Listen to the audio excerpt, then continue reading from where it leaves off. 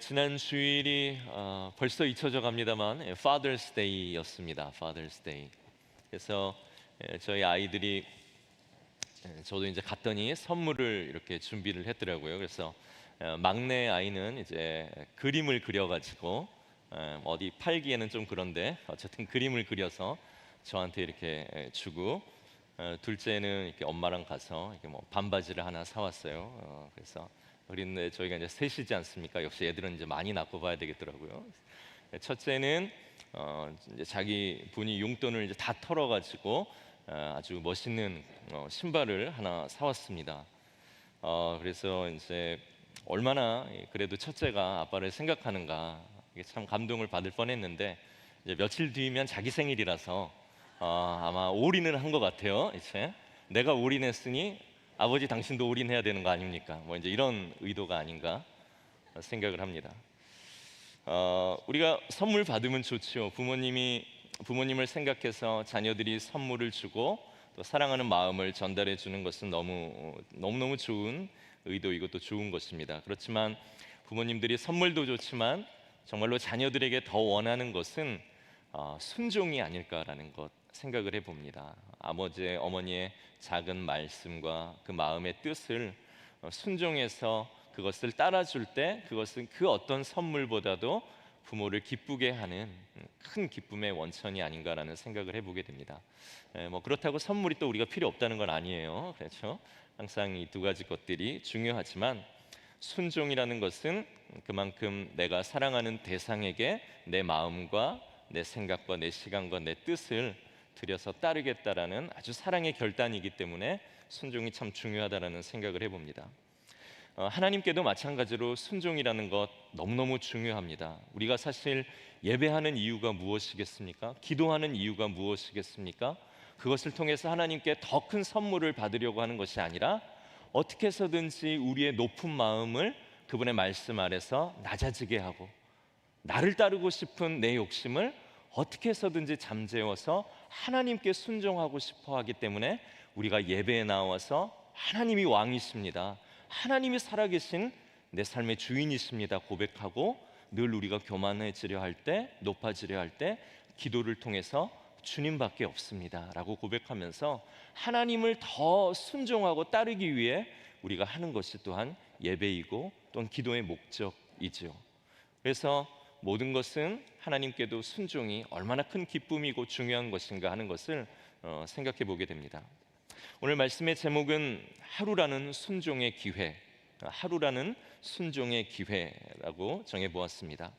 오늘 우리가 읽은 이 말씀은 하나님께서 우리에게 이 순종을 얼마나 귀하게 생각하시는가 하는 것을 우리에게 들려주시는 그런 말씀입니다. 오늘 사무엘상 15장의 말씀은 우리에게 참 익숙한 그런 말씀입니다. 이 하나님께서는 아말렉이라는 민족을 심판하실 계획을 가지셨습니다. 그리고 그 아말렉이라는 민족을 심판할 때 당시의 왕이었던 이스라엘의 사울을 통해서 이 아말렉이라는 민족을 심판하시려고 하는 그 계획을 가지셨습니다. 그래서 이 하나님의 말씀을 들은 사무엘 선지자는 오늘 사울 왕에게로 가서 하나님의 그 뜻, 이제 아말렉 그 민족을 심판하시겠다 하시는 그 하나님의 뜻을 이제 전하게 됩니다. 하나님께서 이제 때가 되어서 아말렉 민족을 심판하시려고 하는데, 이스라엘 백성들이 출애굽을 해서 나올 때 그 이스라엘 백성들을 얼마나 이 아말렉 민족이 아주 그냥 악하게 괴롭혔는가, 이제 하나님께서 그들을 벌하실 때가 되었다라고 하면서 이 하나님의 계획과 그분의 말씀을 오늘 이 사울 왕에게 사무엘이 전합니다. 아말렉이 도대체 뭘 얼마나 그렇게 악하게 했기에 하나님이 심판하시는가, 그것은 신명기 25장 17절에서 19절까지의 말씀을 보면 잘 나옵니다. 우리 신명기 말씀 제가 읽어드리겠습니다. 너희는 애굽에서 나오는 길에 아말렉이 네게 행한 일을 기억하라. 곧 그들이 너를 길에서 만나 네가 피곤할 때에 네 뒤에 떨어진 약한 자들을 쳤고 하나님을 두려워하지 아니하였느니라. 그러므로 네 하나님 여호와께서 네게 기업으로 주어 차지하게 하시는 땅에서 내 하나님 여호와께서 사방에 있는 모든 적군으로부터 네게 안식을 주실 때에 너는 천하에서 아말렉에 대한 기억을 지워버리라. 너는 잊지 말라. 하나님께서 아주 강력하게 모세를 통해서 이야기하고 계시죠. 출애굽한 이스라엘 백성들이 첫 번째로 만났던 적이 바로 이 아말렉 사람들이었습니다. 그런데 이 아말렉 사람들은 그 당시 고대 근동에서 이집트에도 마찬가지였지만 굉장히 비열한 자들로 그 주변에서 악명이 높은 그런 민족이었습니다. 하이에나처럼 정면에서는 싸우지 않고 가장 상대의 약한 부분을, 취약한 부분, 상처 입은 부분을 공격해서 그들을 쓰러뜨리면서 이익을 구하는 아주 이 쪼잔한 전략을 구사한 비열한 민족이 바로 이 아말렉 민족이었습니다. 이제 이스라엘 백성들이 이집트에서 탈출을 해서 광야의 길로 들어오는데, 광야의 길을 걸어가는 동안 얼마나 이 민족이 두렵고 또 힘들었겠습니까? 지칠 대로 지쳐서 뒤에서 힘겹게 이제 노인들, 어린아이들, 임산부들, 또 병든 사람들이 뒤처져서 대열의 뒤에서 이제 따라오고 있었죠. 그런데 이 아말렉이 이스라엘 백성들을 공격해서 가장 뒤쪽에서부터 그 약한 사람들을 죽이며 이스라엘 백성들을 공격해오는 이 비열한 전략을 썼습니다. 그들이 쓴 이 전술도 비열했지만 무엇보다 하나님께서 이집트에서 그들을 탈출시켜서 하나님이 약속하신 그 가나안 땅으로 간다라는 것을 그 당시 그 주변에 있는 모든 민족들이 알았을 텐데, 그 하나님의 계획을 방해하는 아주 하나님 앞에서의 큰 죄악을 저지른 그런 민족이 바로 이 아말렉 민족이었습니다.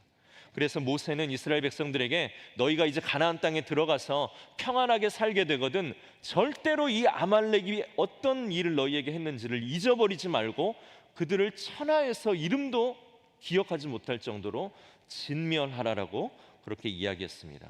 이것은 모세가 한 말이었지만 하나님의 뜻이었죠.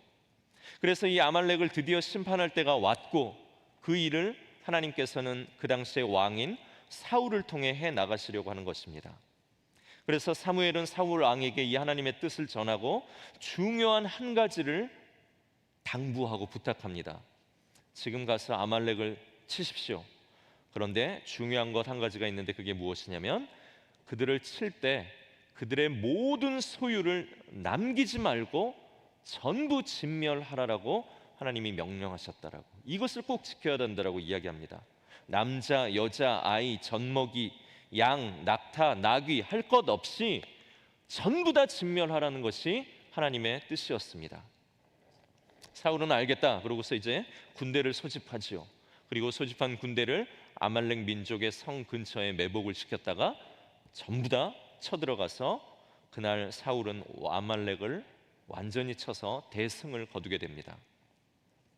그런데 사울이 실수를 한 가지를 하죠. 그게 9절에 보면 나와 있습니다. 9절의 말씀 제가 읽겠습니다. 사울과 백성이 아각과, 아말렉의 왕입니다, 아각과 그의 양과 소의 가장 좋은 것 또는 기름진 것과 어린 양과 모든 좋은 것을 남기고 진멸하기를 즐겨하지 아니하고 가치 없고 하찮은 것은 진멸하니라. 하나님께서는 아말렉을 진멸할 때 동물이든 사람이든 하나도 남기지 말고 모든 것을 진멸하라고 하셨습니다. 그런데 사울 왕은 양들과 소들 중에 가장 좋은 것, 살찐 송아지, 어린 양을 비롯해서 좋은 것들은 없애지 않고 그대로 남겨두고 보잘것없고 하찮은 것들만 다 죽이고 진멸했습니다. 게다가 아말렉 왕인 아각도 죽이지 않고 살려두었습니다. 사울은 이 전쟁에서는 이겼지만 오늘 하나님의 말씀에 순종하는 것에는 실패하고 많은 실수를 범하고 만 것입니다. 다시 한번 말씀드립니다. 전쟁에서는 승리했지만 하나님의 말씀에 순종하는 것에는 실패했다라는 것입니다. 우리도 이런 실패를 범하는 경우가 많이 있습니다. 우리가 되돌아보고 놓고 살아온 삶의 내용들을 보면 인생의 전쟁에서는 좀 승리한 것 같습니다. 그런데 하나님의 말씀에 순종하는 것은 실패한 것은 아닌가 하는 그러한 부분들을 우리가 느낄 때가 있죠. 돈 좀 벌었습니다. 자녀들 좀 성공시켰습니다.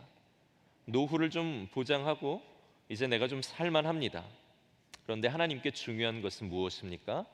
우리가 이룬 모든 성공 속에 하나님께 순종하는 그 순종의 성공이 있었는가가 하나님께서는 결국 우리의 인생의 마지막에 셈하고 계수하는 것이 된다라는 것입니다. 쉽게 말해 오늘 나는 하나님께 순종하는 것에 성공하고 있는가를 매일 물으며 오늘 우리 하루하루의 삶을 살아가는 존재가 돼야 한다는 것이죠.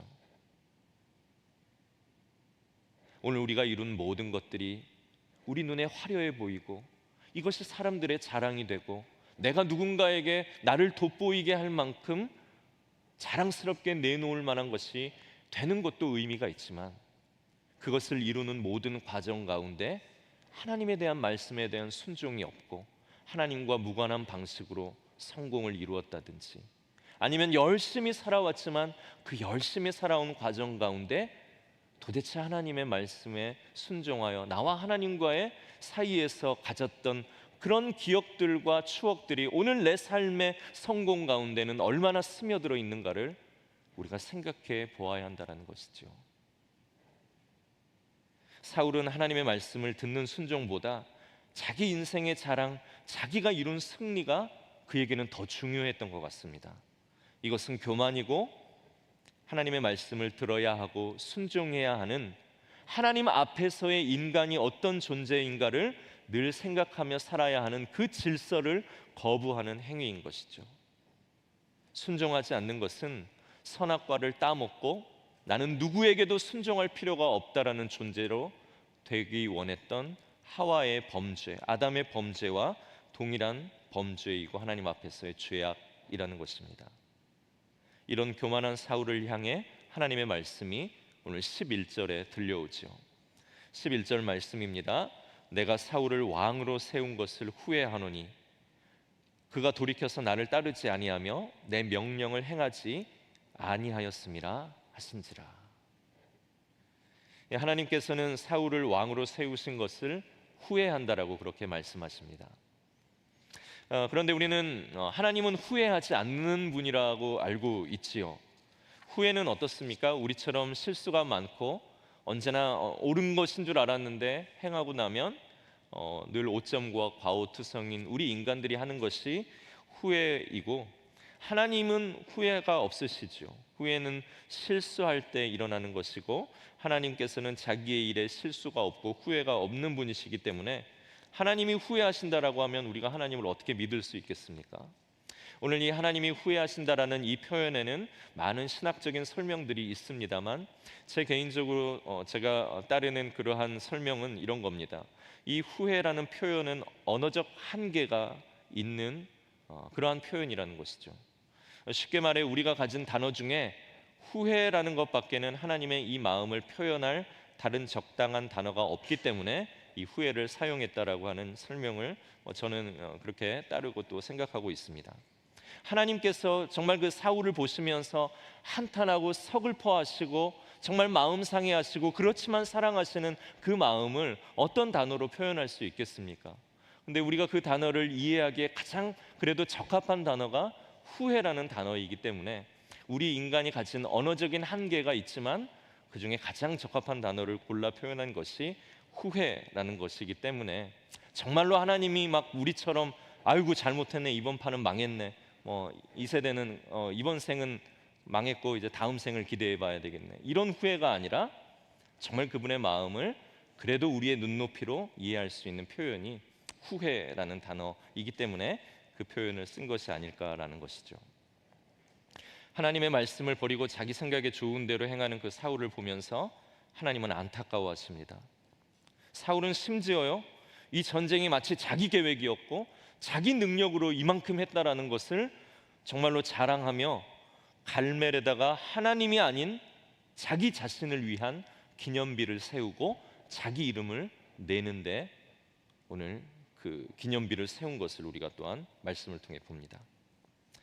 이런 모든 것을 알고 사무엘은 사울을 찾아가지요. 다 진멸했으면 가축의 소리 하나 들리지 않아야 되는데 왜 소와 양의 소리가 들리는지 사무엘이 사울에게 묻습니다. 그때 사울이 무엇이라고 합니까? 내가 하나님께 예배 드리려고 아주 좋은 거는 내가 남겨놨다. 그리고 정말로 안 좋은 것들은 내가 다 죽였다. 이렇게 오늘 사울은 이야기하는데 그 말은 변명이지요. 사무엘은 하나님의 말씀을 사울에게 들려줍니다. 19절의 말씀입니다. 어찌하여 왕이 여호와의 목소리를 청종하지 아니하고 탈취하기에만 급하여 여호와께서 악하게 여기시는 일을 행하였나이까. 이 말씀을 들은 사울이 그제라도 회개하고 제가 잘못했습니다. 제가 욕심에 눈이 멀어서 하나님의 말씀을 순종해야 되는데 하나님의 말씀을 이용해서 내가 내 욕심대로 그것을 탈취하기에만 급급했습니다 하면서 하나님 제가 죄송합니다 라고 했다면 얼마나 좋았을까요? 그러나 하와도 그랬고 아담도 그랬던 것처럼 죄에 사로잡힌 사울은 이게 잘못이 아니다라고 변명을 합니다. 그래서 사무엘은 우리가 잘 아는 말씀으로 도대체 무엇이 잘못되었는가를 오늘 그에게 짚어주고 있습니다. 그것이 오늘 우리가 읽은 22절과 23절의 말씀입니다. 우리 말씀을 생각하면서 다시 한번 우리 22절과 23절 말씀을 읽겠습니다. 사무엘이 이르되 여호와께서 번제와 다른 제사를 그의 목소리를 청종하는 것을 좋아하심같이 좋아하시겠나이까. 순종이 제사보다 낫고 듣는 것이 순양의 기름보다 나으니 이를 거역하는 것은 점치는 죄와 같고 완고한 것은 사신 우상에게 절하는 죄와 같음이라. 왕이 여호와의 말씀을 버렸으므로 여호와께서도 왕을 버려 왕이 되지 못하게 하셨나이다 하니. 오늘 이 말씀을 사무엘은 사울에게 들려주고 사무엘은 사울이 살려놓은 아각 왕을 끌어내서 그를 그 자리에서 죽입니다. 사울이 불순종한 것을 하나님의 사람 사무엘이 바로잡아 하나님의 뜻을 결국 이루는 것을 우리가 말씀을 통해서 보게 됩니다. 그러나 이때를 기점으로 하나님은 사울을 떠나시고 하나님의 계획은 다음 왕으로 세운 다윗 왕에게로 옮겨가는 것을 우리가 성경을 통해서 잘 알게 됩니다. 사울은 참 안타까운 사람입니다. 어리석습니다. 미련합니다. 그리고 교만합니다. 그런데 이 사울이 참 나갔습니다. 사실 사울은 이 사건 전에 실수를 했습니다. 블레셋과 전쟁을 할 때에 먼저 하나님께 예배를 드리고 전쟁에 나아가기 위해서 오늘 사무엘이 그 전쟁 직전에 모여있는 그 군사들과 사울에게 오겠다라고 약속을 했습니다. 그런데 사무엘이 기다려도 오지를 않자 오늘 정한 기한이 다 되자 오늘 사울은 어떻게 합니까? 됐다, 내가 오늘 번제를 드려야 되겠다 하고서 자기가 스스로 하나님 앞에 번제를 드려버립니다. 하나님께 예배를 드릴 수 있는 사람은 하나님이 정해놓은 오직 레위인들만이 하나님 앞에 제사를 드릴 수 있는 것이죠. 그러나 당시 우상을 숭배했던 이방의 왕들은 전쟁에 나가기 전에 자기가 섬기는 그 우상에게 이 제사를 드렸습니다. 그래서 우상을 막 달래고 얼르고 우상을 흥분하게 해서 오늘 자기의 신들이 그렇게 흥분해서 자기에게 승리를 할 수 있도록 가장 높은 사람인 왕이 자기가 섬기는 신에게 제사를 드리는 것, 이것이 바로 이방 우상을 숭배하는 왕들의 방식이었습니다. 그러나 하나님께서는 그런 식으로 하나님을 대하지 못하도록 하시고 하나님께서 정하신 방식으로만 예배하도록 그렇게 명령하셨습니다. 인간의 전쟁에 신이 사용되는 것이 아니라 하나님께서 계획하신 전쟁에 사람이 사용되도록 그 분명한 질서를 하나님께서는 두시고 그 방식을 따르게 하신 것이죠.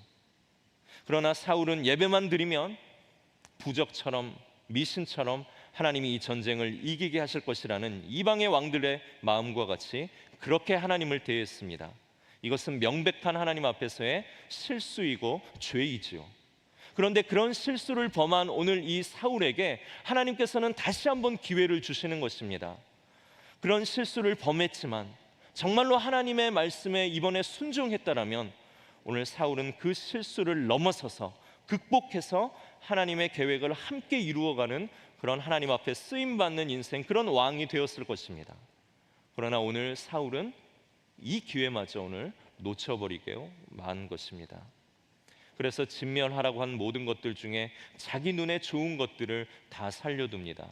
그거 살려서 하나님의 예배를 위해 쓰겠다라고 했지만 거짓말이죠. 하나님이 그런 거짓말에 속으시는 분이 아니시죠. 그거 살려서 자기를 위해 쓰고자 했던 것입니다. 하나님의 말씀을 지키는 하나님에 대한 순종, 하나님에 대한 두려움, 하나님에 대한 경외함을 잃으면 우리는 사울이 아니라 여기 앉은 우리도 누구든지 우리 욕심에 대한 순종, 내가 누군가 앞에서 얼마나 더 돋보이고 드러나야 하는가 하는 세상 사람들의 눈에 대한 두려움을 더 느끼고 살아가면서 하나님의 말씀에 순종하지 못하고 있는 우리를 보게 될 수 있는 것입니다. 그 순간 하나님께서는 사울에게 그리고 우리에게 모든 인간에게 원하시는 근원적으로 중요한 한 가지를 오늘 일러주시죠. 하나님에 대한 순종이 그분의 말씀에 귀 기울여 살아가는 그 삶이 예배보다 낫다라고 이야기하시는 것입니다. 예배가 중요한 것이 아니라 순종하지 않은 사람의 예배가 하나님을 기쁘시게 할 수 없는 것이고, 하나님의 말씀에 귀 기울이지 않는 자의 예배가 절대 하나님을 기대할 수 없기 때문에 무엇보다도 하나님에 대한 순종이 가장 중요하고, 하나님의 말씀을 듣는 것이, 그 듣는 대로 살아가는 것이 우리에게는 무엇보다 중요하다라고 하나님은 이야기하시는 것입니다. 하나님에 대한 순종이 무너지면 우리는 하나님을 넘어서려고 할 것입니다. 하나님에 대한 말씀을 귀 기울여 우리의 삶을 방향을 잡지 못하면 우리는 언제나 하나님이 원하시지 않는 것도 우리는 마음껏 두려움 없이 갈 수 있는 그러한 본능을 가지고 살아가는 자들입니다. 순종이 제사보다 낫고 하나님 말씀 듣는 것이 하나님 앞에 드리는 그 어떤 값진 제물보다 아름다운 것이다라고 말씀하고 있습니다. 순종하지 않는 것은 우상에게 점치는 것이나 다를 바가 없고, 하나님의 말씀에 귀 기울여 살아가지 않는 것은 우상을 섬기는 것과 같다라고 하나님께서는 말씀하시고, 그는 하나님이 버리실 것이다라는 무서운 말씀을 하고 계십니다. 그러나 참 다행이게도요, 하나님은 우리에게 오늘이라는 순종할 수 있는 기회를 주십니다. 순종하는가? 하나님의 말씀을 귀 기울여 사는가? 이 밤 우리의 생명을 하나님께서 다시 찾아가실 때 내가 주님 앞에 서서 주님, 나는 직전까지, 주님을 만나러 오기 직전까지도 나는 하나님의 말씀에 순종하고 주의 말씀에 귀 기울여 살았던 한 사람입니다를 자신 있게 내어놓을 수 있도록, 오늘 우리 하루가 살아가도록 생명을 주님으로부터 부여받았다라면 그 하루는 그저 우리의 욕심을 이루며 살아가는 것이 아니라 하나님께서 다시 한번 우리로 하여금 하나님께 순종할 수 있도록, 그분의 말씀에 귀 기울여 우리의 삶의 방향을 잡을 수 있도록 순종할 수 있는 하루로 우리에게 기회를 주시는 하루라는 것을 우리는 절대 잊어서는 안 될 것입니다. 그래서 매일매일 살아가는 것, 우리의 목표도 있고 우리가 원하려는 그러한 삶의 방향도 있고, 우리가 취하고 싶고 얻고 싶고 열심히 하려는 것도 있지만, 무엇보다 하나님의 뜻대로 살아가는 우리는 이 하루가 우리에게 주어졌다라면, 오늘도 생명이 나에게 주어졌다라면, 이 하루는 어제 부족했던 순종을 만회하기 위해 하나님께서 주시는 하루이고, 하나님의 말씀에 귀 기울여 살았던 것이 부족했던 어제의 그 부족함을 오늘 다시 한번 기회로 주시는 하루라는 것을 우리가 분명히 깨닫고, 이 하루 정말로 주님 앞에서 순종하며 살아가는 하나님의 사람들 될 수 있도록, 정말로 주님의 말씀에 귀 기울여서 오늘 내 삶을 경영하고 주님의 말씀이 나를 이끌어 그분이 견인하시는 대로 내가 따라갈 수 있는 말씀에 귀 기울여 내 사업, 내 직장,